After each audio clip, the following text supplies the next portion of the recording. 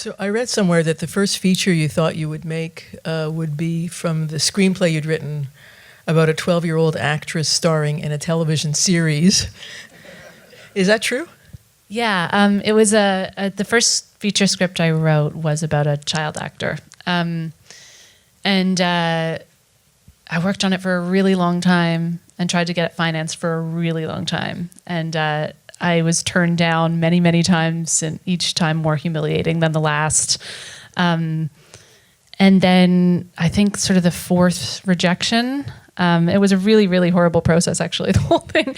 And after the last rejection, I had read this story and wanted it to make it into a film. And I sort of said to myself before I started writing, if I don't have this in production within a year, I'm never going to try to make a film again.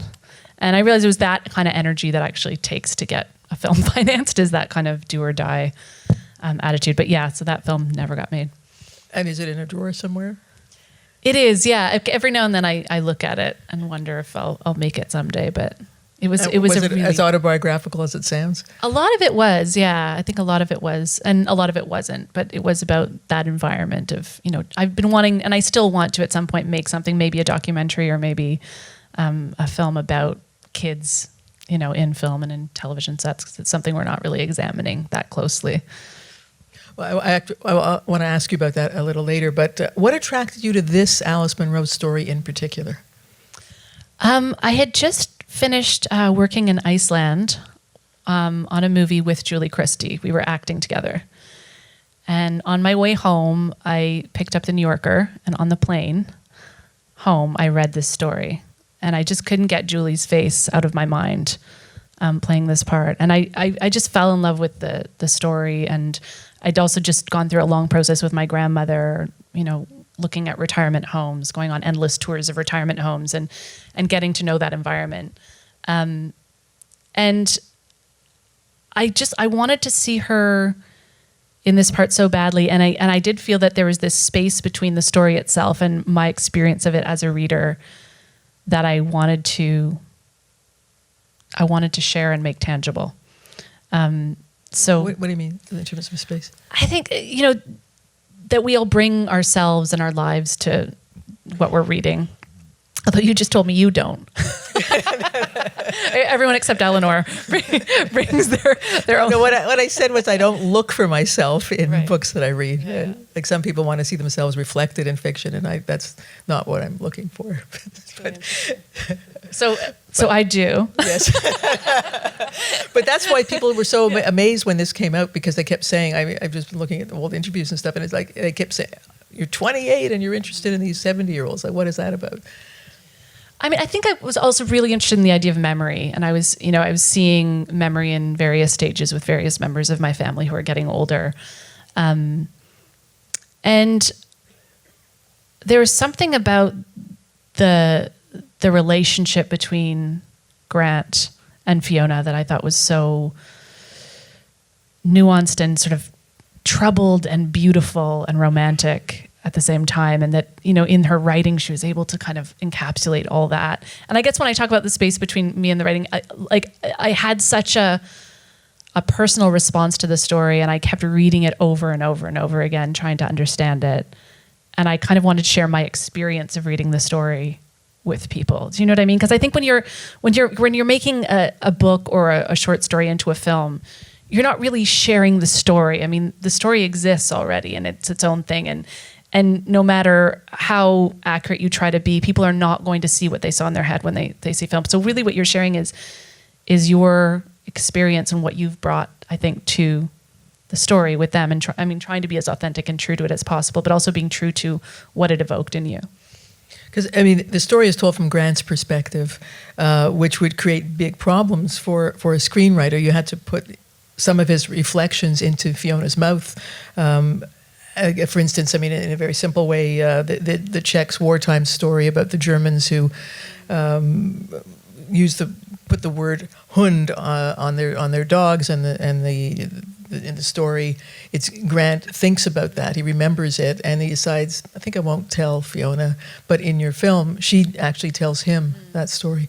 And at a more serious level, in the story, Grant kind of deludes himself into thinking that Fiona doesn't know about his infidelities, but in the film it's made explicit. She talks to him about it. So how did you navigate your way around shifting from Grant's perspective to having it be more cinematic, among other things? I mean, and I feel like this is always whenever I've done an adaptation, this is where I feel like you get close to betraying the author when you put their prose in a character's mouth. It always feels somehow like cheating or not fair, because that's not how they wrote that. They didn't write this in the character's voice. But there are things that you fall in love with in the prose that, for me, it becomes irresistible to not make that dialogue. Like, I have to make that dialogue. I have to have somebody say it. So I think that there were just certain things in Alice Munro's writing that I couldn't abandon and just make it, visual. Like that had to be there, and that seemed to be a way of making that make sense. But you had to do it anyway, because the story is there's so much interiority in the story, and you had to have it put out there in terms of that. I mean, one of the things that Fiona says is, the things I wish would go away don't, and we never talk about. But that's your line. Yeah. I kept going through this. I kept putting initials. This is Sarah's line. This is Alice's line. This is Sarah. I did that last night too. I was like, what did I actually write? Yeah, I know. I was trying to figure it out. It's well, I mean, that line. I mean, just to your credit, I think it's not always easy to tell. Oh, that's good. Yeah. Just a question: why did you decide to use this sort of electric colors for those girls in sandals in the 60s? I've always been obsessed with Super 8. Like, I think it was sort of that idea of that Super 8 look from that time. And I think it's funny because, when I made my documentary that I made a few years ago, Stories We Tell, which is, about my family, and a lot of it is Super 8 and playing with Super 8. And I realized when I made that film that a lot of the issues that I was eventually going to explore in that film kind of started with I was sort of tweaking at it. And in fact, the image that we shot of the young Julie, and she's looking straight at the camera, and it's in Super 8, and then she sort of turns away. I didn't realize till 7 or 8 years later when I was making away from her, the inspiration for that shot is a shot of my mother staring at a camera in Super 8 and then turning away. So it's funny to watch it now, because I hadn't watched it in many, many years, and kind of see the things that you were projecting onto the story and shooting in a certain way, and that it was very deeply embedded in my own history. And you introduced some can-lit. Excuse me. You introduced some can-lit. You have Michael Ondaatje, one of my all-time favorite poems, "The Cinnamon Peeler's Wife," which he reads to Fiona. You have Alistair MacLeod's "No Great Mischief," read by Christie to Aubrey. Why did you want to sort of bring those things in? It felt very organic at the time. Like, I wanted him to be reading her a poem. I wanted that to be part of their relationship, especially as she was sort of losing her ability maybe to read as much. I wanted Christie to be reading to somebody. So it's funny because my answers probably changed over the years. I remember at the time people going, "It's so great how put in so much CanCon, and like that must have been conscious." And at the time I was sort of like young and defensive, and I was like, "No, I'm not. This is just where I'm from. You wouldn't say that if it was American stuff." It's like, but obviously, like, yes, it's very like consciously like Canadian literature, Canadian music that was like there. But I would have been very defensive about it at the time and said there was no like conscious choice at all. That's just who I am. I'm Canadian. Yeah, it's true. And there's Canadian music, the Neil Young, and then the Neil Young covered by Katie Lang. I read somewhere that was what you were listening to at the time that you were writing the screenplay. Do you generally have a soundtrack going when you're writing? I think I do, yeah. I think I have almost always, and it ends up being a really important part of the writing process for me. And with this, it was that entire album of Katie Lang's, and I'm going to forget the title, but Hymns from the 49th Parallel, is that right? Yeah. So I was sort of listening to that on a loop while I wrote. More CanCon, yeah. Just by accident mentioned that. Something else that you introduced over the story, which I think is kind of brilliant, is the idea of Aubrey's being a visual artist, and because he can barely speak, and it was a way of having him express love that's less desperate than just having him, clutch at Fiona's hand or looking stricken when she leaves him. How did you come up with that? Okay, so this this is something that most filmmakers don't get to say in their career, but that was actually a really great note from Telefilm. Like, I'm so happy that I get to say that because, like usually people just complain about notes from Telefilm, but that was actually Dan Lyon at Telefilm. That was completely his idea. And I really love it. And it really helped. And I think there was like a review in the New York Times that paid special attention to it. And I was like, this has to be the first time a financier's note has gotten this much positive feedback. Or that's even acknowledged by the... I just can't take credit for it. The other things, I want to say to that though. Sorry, the thing that excited me about it was his idea was he was drawing. What excited me about it was it really called into question whether or not they did have a relationship in the past, because the pictures he's drawing of her of when she's young, and so it makes you wonder: is this story about the hardware store actually true? Do they have this history? And so that was what I kind of loved about that idea was. And there are other things that you added as well. You added the broadcaster doing the constant play-by-play, which is very. Was that you, or now I'm going to keep saying, is that you or that Telefilm? Was Telefilm too. No. That was my uncle was Ted Darling, who was the voice of the Buffalo Sabres, and he had Pick's disease, and so I swore that I could hear him at family events beginning to do play-by-play of all of us as he was declining. So that was sort of a tribute to him. Oh, really? Okay. And the other thing you do is you add sex. Sex between Fiona and Grant, sex between Grant and Marion. It seems it plays naturally, but was that something that you had to think about introducing? Yeah, I think that came from, when I did that film with Julie, and I was hanging around a lot with Julie Christie and Helen Mirren, and I was 20. Little murmurs of envy rippling through the audience. It was pretty good. And I was 20, and it really was like one of those moments where I went, oh, like life might get way more exciting as you get older. And it just felt to me that way they were. You not only hung out with them, but they talked about sex? Yeah. A lot.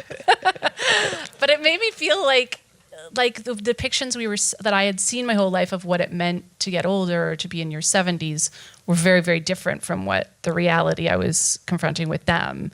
And so it made me really determined to sort of have some kind of place for sex in there, because I feel like it's strangely avoided when anyone gets over 30. Now, I confess I had to read the end of the Alice Munro story twice when it first came out to try to figure out what was going on and who was saying what to whom. And I know there's a bit of foreshadowing because Christie says that, people come and go in their lucidity. But what do you think is happening and will happen? So now I have a different perspective on it than when I made the film. I had half of this perspective when I made the film, but now having gone through Alzheimer's with family members in a more real way, I've actually experienced that moment now of the end where somebody has been completely not there, and you've been working and trying to take care of them, and it's failing. And then suddenly they're completely there with you and they say thank you. And then they go again. And I think it's really lucky if you get that moment. I think a lot of people, when they're caring for people with dementia, don't get that moment, and it's kind of luck of the draw. But I've had that scene happen now in my own life, and it is arresting. And I would say that I think that moment is brief, that she goes again very shortly afterwards. My question is, what happens to Aubrey? Well, I was just going to Poor say, Aubrey. What I was going to say is, when she goes again, does she remember Aubrey? Yeah. No, and it's funny. I don't think, like, when I made the film, I really asked myself that question. I didn't care about him. He's in the hall. I don't know. He's outside. But now when I watched it, I went, oh, Aubrey. It's going to be okay. Well, and also you had Marion move out of her house, which you had to add all this stuff that Alice Munro gets away with. All she has is a page break, and you had to add all those scenes. No, she's very efficient. She really tells you only exactly what you need to know, and she does it with, these amazing idiosyncratic voices in the characters. So it's rich, and it's not that everything is just surgical in terms of what gets said, but she doesn't kind of show you any more scenes than she needs to. And that's nice. What's nice actually about adapting a short story is you can do some filling in as opposed to pillaging. Because on that last page is the paragraph, she stared at him for a moment as if waves of wind had come beating into her face, into her head, pulling everything to rags. How do you direct that? I mean, I think I put it in the stage directions, and then we see it. And Julie does it. Face? Yeah. And it's funny, Julie has this amazing performance coach she works with named Lindy Davies, who I've just did an acting workshop with, actually. And her work is very much about, I'm not going to do a good job of describing what her work is about, but she gets actors to absorb and be open to text more, and even screen directions, more than anything I've ever witnessed. And so, Julie was sort of in enough of a sort of meditative parasympathetic state that she could have those words of those screen directions from the story just kind of come through her. It's sort of a magical process to witness, but it sort of combines like meditation with, but it's very, very, her acting method is very true to the text. So Julie was not someone who was like, oh, I wouldn't say this, I would say this. It was, how do I understand every single word that's written as deeply as I can, both what is said, but also what is described. So when you're, working with material like this of Alice Munro, that was such a gift, because it was someone who wanted to understand absolutely everything that was described and get it into her body. And so that was kind of an amazing thing to witness too, because I was used to working with sort of American actors who, just want to change every line and, push things around. And she was just so respectful of the text. Julie Christie was hard to get. How did you persuade her? That was a long process. So I sent her the script. I flew to London. I walked around with her for a few days. She turned it down. I asked again. She turned it down. I wrote letters. She turned it down. I think I flew to London again. She turned it down. And then I cast somebody else. And then she was like, so if that doesn't work out, you're not going to let me know. You're not going to tell us who you cast. No, I can't. And then that didn't work out for a whole bunch of reasons. And then Julie just said yes. And then, and I realized with her, a yes is she's giving you her whole life. So that's why she doesn't say yes very much, because she's the most devoted, dedicated actor I've ever worked with.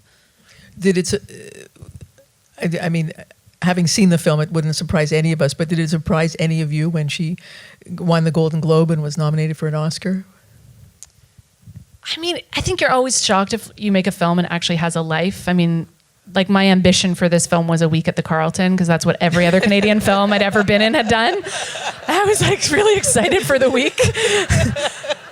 So it was all a little shocking. It was definitely shocking. I think her performance merited it, because I think she's amazing. And if I thought about it more rationally, like, it's certainly what I pitched. What I tried to get money was like, Julie Christie will get nominated for everything because she just does. But like, you don't actually believe that. That's how you try to get money for your film.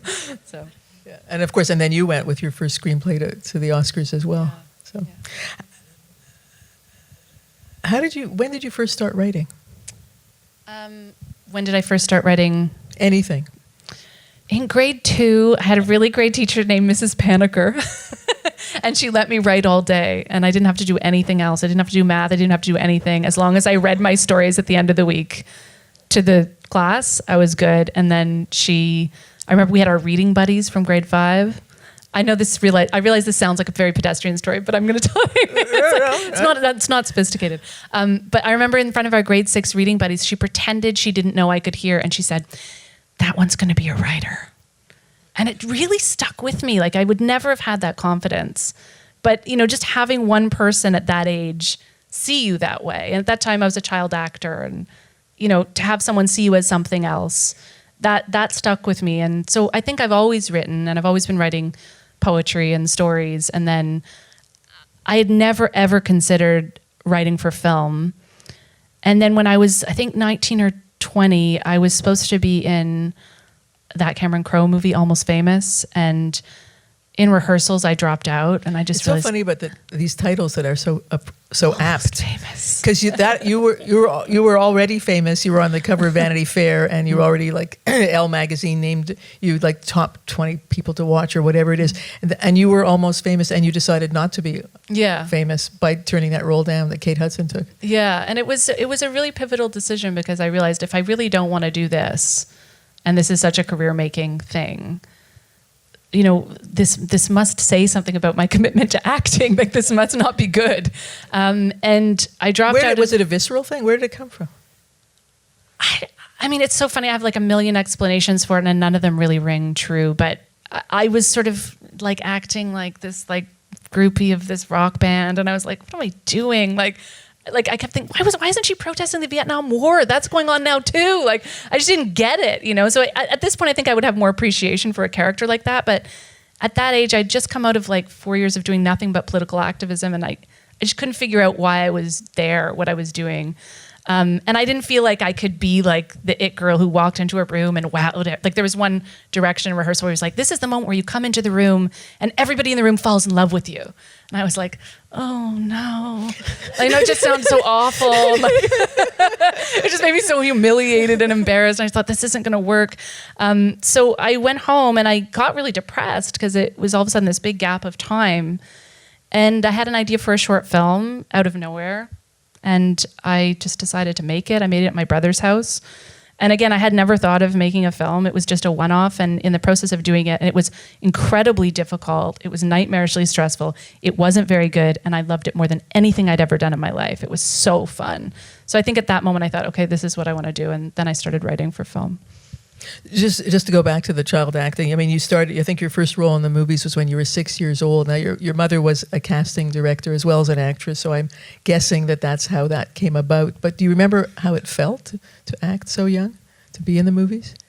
I mean, it's funny. Like, again, I feel like I've changed my perspective on this a little over the years. So I feel like mostly I wanted to be in school and be a regular kid, and that wasn't available to me. So I would say it was, by and large, not a positive experience, but there were exceptions. Recently, just my daughter has been obsessed with the Ramona books. So we got to the end of the Ramona books and she started crying and was like, I can't believe it's over. And I all of a sudden went, you know, there's actually a TV show about Ramona. And she went, what? And I was like, you know who plays Ramona? And she was like, I was like, I do.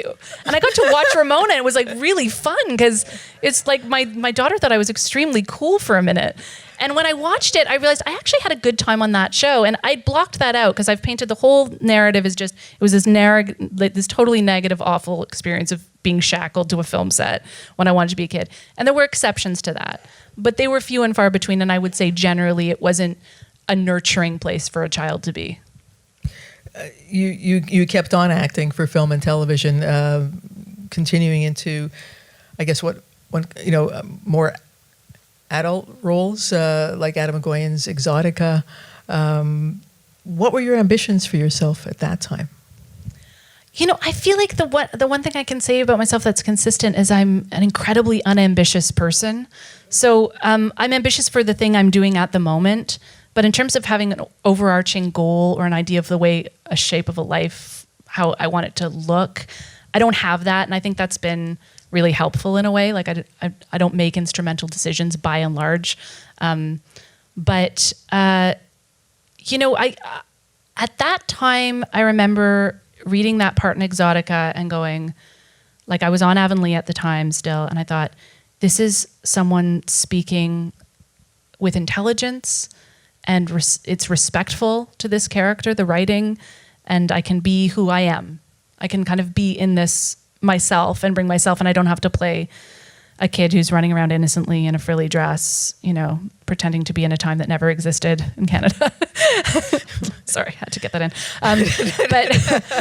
But I did feel like, you know, I could kind of bring myself to this, and that was exciting. So, and Adam did sort of allow me to be myself, and that was a revelation for me. And it was really fun. And then I went back to being a political activist, which I was doing full time. And I wasn't interested in acting. I had completely quit acting. And I did. And then Adam came back to me with The Sweet Hereafter. And I decided to take like a small vacation from political activism to do that film.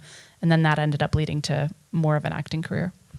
But I don't think I ever felt like I wanted to be an actor when I grew up. I think that was never in the cards for me.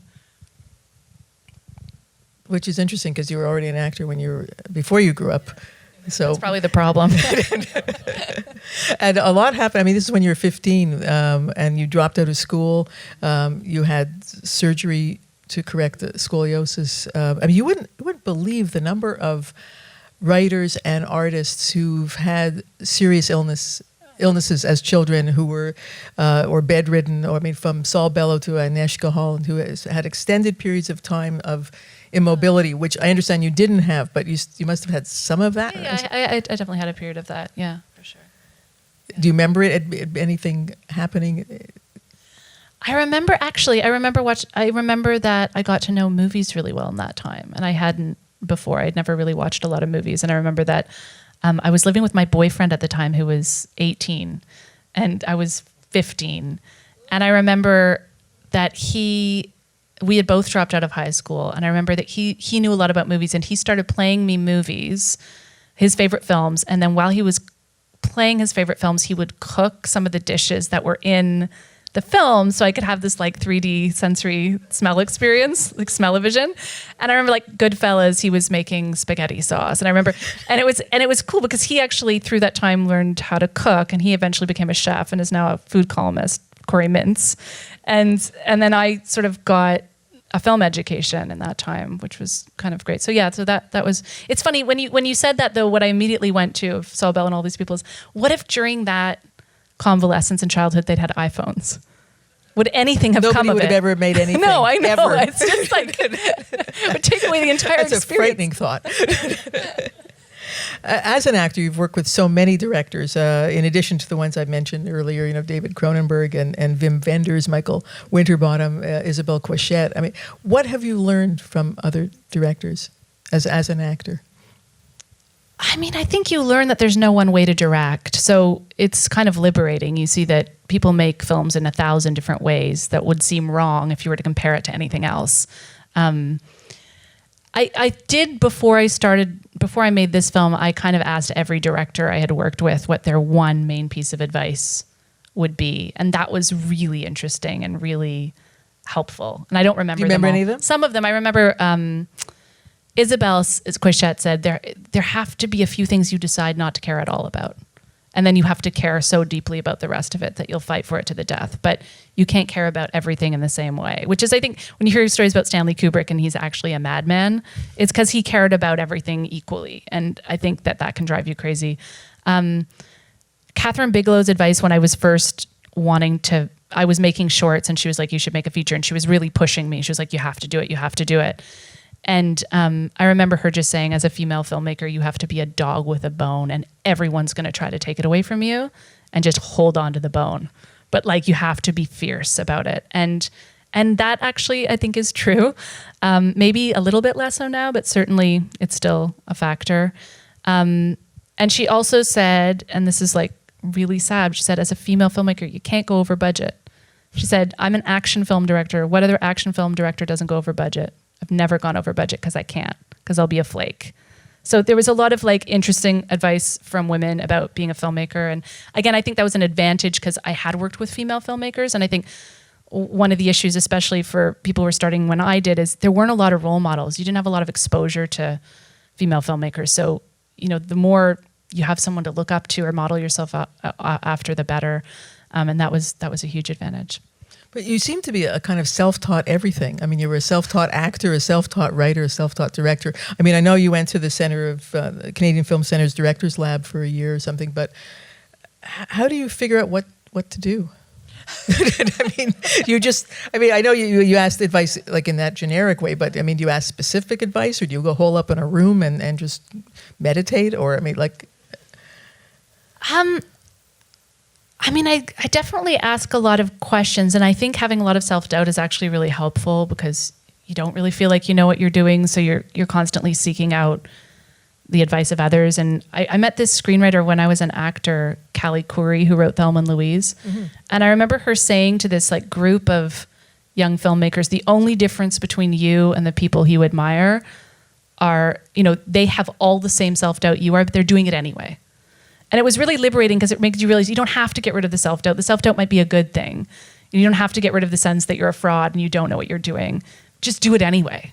Like those things can coexist. You don't have to get rid of one to make the other possible. And I found that kind of helpful throughout the time because I have always felt unqualified. I've always felt like, I don't have... I meant that as a compliment, not to make you feel doubtful. No. I mean, the fact that you're self-educated about everything. Thanks a lot. That you just finished writing and co-producing a 6-part TV series adaptation of Margaret Atwood's novel Alias Grace. A very different animal. Among other things, Atwood had a cameo role. Did you consult with her about the script? I did, yeah, and she made herself incredibly available to talk to, which was fantastic. So, I had a very, very long 5-hour conversation with her before I started writing it, and then as I had drafts, I would show them to her. I sort of involved her in as much of the process as I possibly could because she was such an asset and so enthusiastic about it and so helpful on every level. So, yeah. And Alice Munro, did you consult her on this? So Alice was pretty much unreachable, which, again, I think that's, in a way, what's special about her work is she has sort of protected herself. And she, she lived in that kind of... She didn't have exposure to things like this. And I think that actually really informed her work. So I wasn't able to talk to her before I wrote it. I sent the screenplay. I didn't hear anything back for many, many months. And then the only interaction I ever had with her was on Christmas Eve. I got a voicemail, which I thought was my friend Chris Carreri imitating Alice Munro. So he does a really good impression of her. And it said, I just want to say I've read your screenplay and I found it very moving. And I usually hate reading adaptations, but it was a lovely, lovely message. And I was like, ha ha, Chris. And then the very end, she said, Merry Christmas. So there we are. And I was like, that's Alice Munro. Like, no one else would say that. Like, I just recognized the writing, really. But then that was it. Like, I've never... So you don't know if she saw the film? I don't know if apparently she didn't see the film. Like, she was sort of frightened too. And but who knows, maybe she saw it and didn't like it. You never know. But I didn't have an interaction. But that message was one of the great moments of my life. So I don't care. That was enough for me. I did go to, like, Huron County and kind of stalk around where she may have written it in a really creepy way. And I think I found the retirement home Meadow Lake was based on by accident. Like, I was doing all these tours of retirement homes in Huron County, and I walked into one, and I all of a sudden walked in, I was like, I know where everything is. Because of her description. Here and all that, which is one of the things, you had her go to the second floor, which in the story she doesn't. It's a threat, but she doesn't actually go there. What was there? Do you remember why you did that? I'm trying to remember. I think I felt like for it to work in the film, things would have had to get extremely dire for Grant to be able to do what he does. Right. For some reason, it didn't work unless things had gotten that hard. To go back to Alias Grace, it's a 6-part television series. Mary Harron is directing. You co-produced and wrote it. Are you now seduced by the luxuriousness of having 6 hours to tell a story instead of an hour and a half or 2 hours, a multi-part series? I would definitely do television again. I'd also make a feature film again. I think they're completely different animals. It is amazing being able to develop characters over 6 hours. It's also amazing to not have to raise money for an independent feature film, where as a filmmaker, most of your life is getting together the financing and not making the film, and to be able to work with Netflix and CBC, where then you just, if they want to do it, then you have the money. It's just a completely different experience, and I would definitely do television again. Yeah, it was a really amazing experience. Will you act again? I don't know. I mean, I took this acting workshop recently because I wanted to explore it. You say that. Why did you take an acting workshop? I think watching the actors on Alias Grace, who are all such grown-ups, and I'm not used to actors being grown-ups. I'm used to, like, these very, like, high-maintenance children. And every actor on that show was so responsible for what they did and so great at their craft and were so joyful in the way they approached their work. It made me wonder if there was something I'd been missing. And so I thought, if I could approach this from a completely new perspective, would I want to do it? So I took this amazing workshop with Lindy Davies, and I'm going to take another one in the fall. And I might slowly edge myself back into doing something small in something that I direct at some point. But the idea of the career as an actor doesn't interest me at all. What do you look for in either a book to adapt? Oh, that was another question. You've written some original screenplays for this, and then the stories we tell, I know it's documentary, but it really has a lot of craft in it.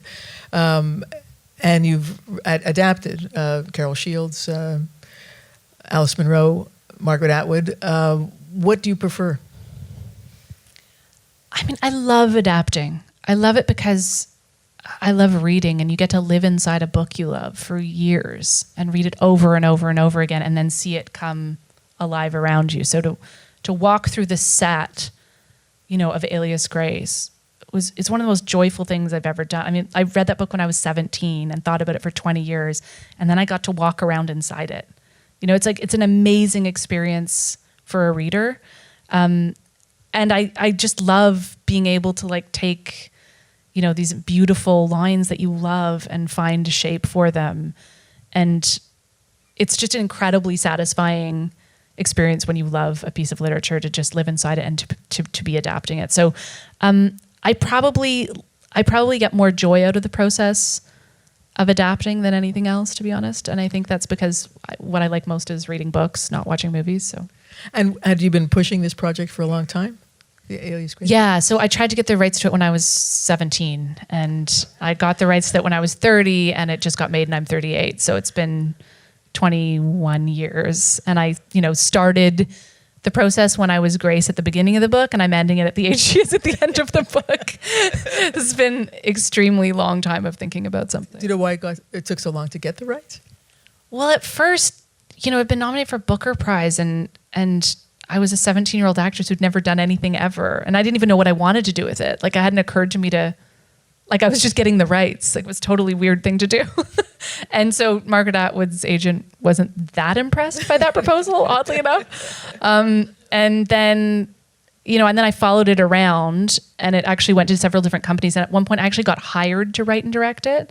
And then the contract just never came, and then they let the project go. And then I managed to kind of scoop up the rights when they had elapsed, and I don't think anyone had noticed. But that was, years and years later. I'd just been tracking it around, trying to get the rights to it. You've talked about wanting to write not just for the screen, but write. What kind of ambition do you have? You don't have any ambition. But what kind of writing? What kind of writing? Balls? Just a teensy. I like that it was saying you're not ambitious, being deeply, deeply ambitious. So what kind of writing would you imagine yourself doing at some point? A little bit of Alice Munro, a little bit of Margaret Atwood. Like stories, novels, yeah, that sort of thing? Yeah, I think so. Yeah, I've made several attempts at writing fiction, and I think I'll always try to do that. I think that was always my first ambition when I was really young, was to be a novelist or to be a short story writer. So, that's something that I want to continue working at, and hopefully one day I'll have something that is readable. We're going to open to questions from the audience. Please wait till the microphone comes to you before you ask a question.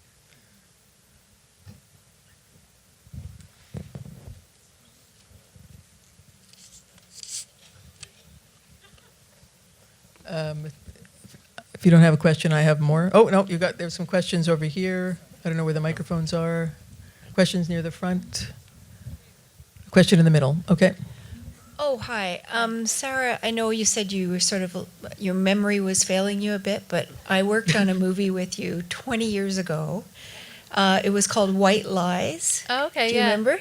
And I just have to say it was a total pleasure being around you. Thank you. I wanted to ask about the Wendy Crewson character because she's so off-putting, and I just wondered what you were thinking about her because everybody else I felt was presented in a kind of a more dimensional way. I don't know if I'm interpreting her correctly. That's an interesting question. So in the story, Christie is the Wendy Crewson character and the Christie character combined. And I really wanted Grant to have somebody who was sort of warm and supportive. And so I sort of split off her nice qualities into Christie. And she was also, the Wendy Crewson character is also based on a lot of the people I met when I was touring retirement homes, to be honest, a lot of the managers, not the staff, but the managers. And when they would give me those tours, and I was totally shocked, and it was sort of presented as though they were showing me a daycare, and the language they used was extremely condescending, and I found really offensive. And so I felt like I saw some amazing people work in that field, mostly the nurses and the staff, but I saw some really disturbing things with management, and I felt like to create an accurate portrait of a place like that, I wanted that to be included. But in retrospect, like in response to your question, I think that making the film now, I might make her more three-dimensional. There's people in the front. Where are the microphones? Oh, okay.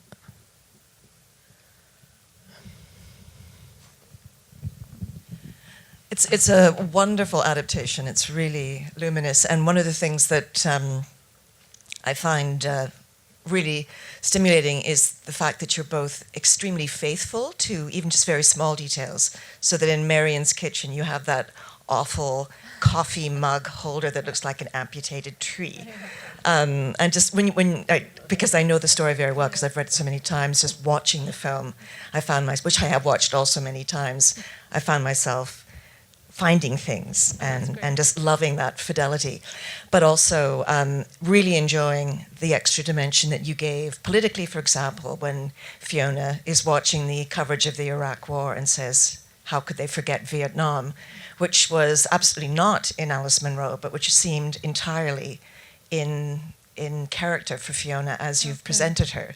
And I think the way that you gave her when she's in the car and she is telling Grant, yes, I do know about those infidelities, you still keep that ironic part of Fiona who doesn't simply come out. She's not a Marion who just says what she thinks, but you also give her much more agency, much more a much more active presence than she has in the story, which of course, as Eleanor pointed out, is from Grant's point of view. But there was one aspect of the story which is not in the film, and obviously you have to be selective, but I wondered if you'd ever considered it when you were writing the screenplay, and that's Grant's dream, when he has this dream about his classroom being filled with all his ex-lovers, all these women in dark dresses, and then he wakes up feeling that these women are sort of circling him and choking him, and part of me thought that would have been a fabulous cinematic moment, but then probably would not have jibed with the tone of the rest of the film. But I wondered if you had considered filming that segment. Yeah, it's an interesting question, and I'm dealing with it right now with Alias Grace, in that a dream like that in a short story, it makes sense, and it somehow feels of a piece with the rest of it. But once you make it visual, and it's that surreal, it can be really jarring. And I thought with this, I did consider it at one point, and then it just felt like this incredibly melodramatic, large moment in this otherwise very, very quiet, small film.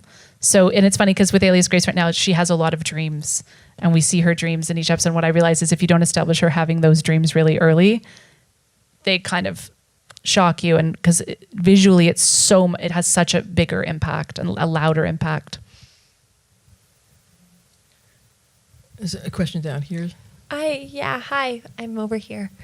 One of the scenes that really stuck out for me was when the nurse was talking to Grant, and she said that men always remember it better than the women do, which felt like a really Alice Munro line, though I don't remember the short story very well.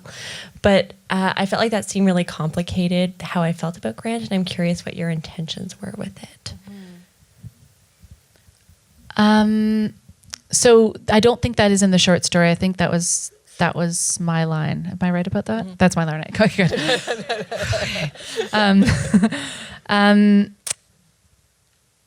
Yeah, I think that was, and I'm trying to think if I still feel this way, but certainly at that age when I would talk to men and women who had been married for a long time, they had very different versions of the same marriage. Which is not unusual, but it did seem there seemed to me with men of that generation that I talk to be a certain amount of whitewashing of the problems, and that the women I had talked to were more forthcoming. Now that's like a huge generalization, but it had been my experience at the time. And I liked the idea that, you know, Christie had a lot of empathy for him and was a support to him, but that he also represented for her something that was very imperfect and deeply painful as well. I love the title that you went with. It's such a beautiful title. But I was wondering if you could talk about how you chose it and why you, what you think of Alice Munro's original title, because it's always been so enigmatic to me what it means. So what do you think about it? Yeah, Away from Her is from a line, obviously, where I never wanted to be away from her, so that's where I got the idea for the title. The Bear That Came Over the Mountain was really enigmatic to me as well. And I spent a lot of time trying to figure it out, and I couldn't. And then I remember running into a family member of Alice Munro's, who I think actually even teaches this story in a class or something. And I remember asking her or him, I can't remember, I think it was him, what the story meant. And he was like, you know, the bear came over the mountain, the bear came over the mountain, the bear came over the mountain, see what he could see. And I was like... No, but you know what he can see? He saw the other side of the mountain. Yeah, I saw the other side of the mountain. But he only sang the first part. It was deeply confusing. So later when I looked up the rest of the song, it made more sense. But I felt like, you know, if we have to work this hard to understand the title, it's probably not the best title for a film, and totally fine for the short story. But yeah. And it's one of those long titles in the title of the book that has the long title. Yeah. So, yeah. I think Away From Her is a great line. I mean, it's from the line where he talks about why he wanted to marry her, but accepted her proposal. But it's also, I never wanted to be away from her. Away From Her is perfect, has such a resonance. And that was you, not Telefilm. That was all me.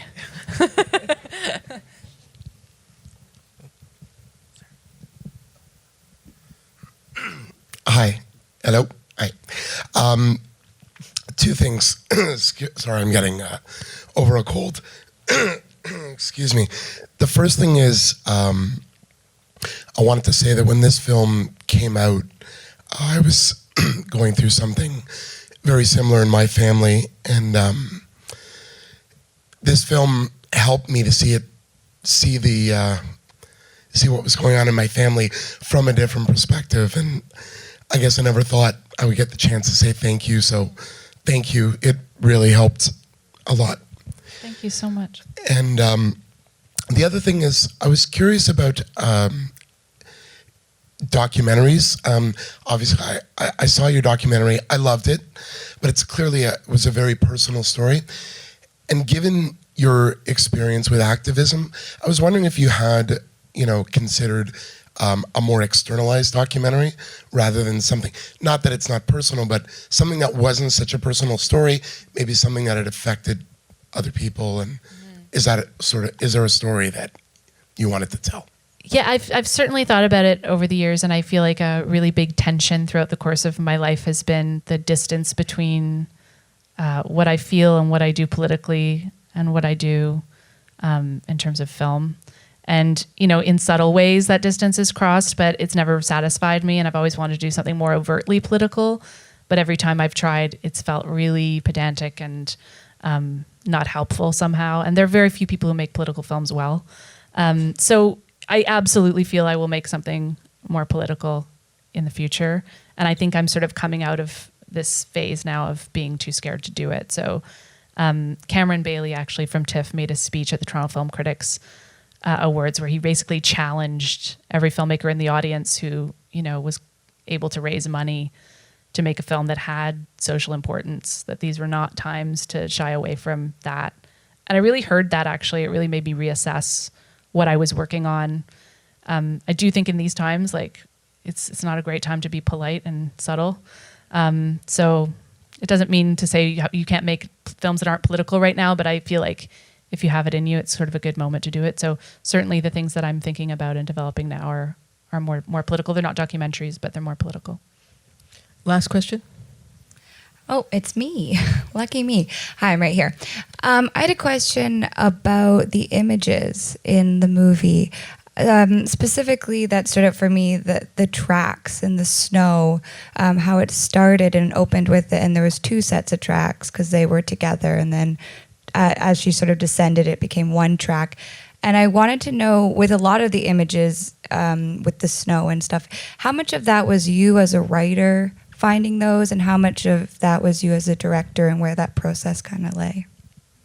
A lot of it was in the script. I would say the thing that I have to work the hardest at is the visual aspect of film. So I love writing, and I feel very at home writing, and cameras terrify me, or did.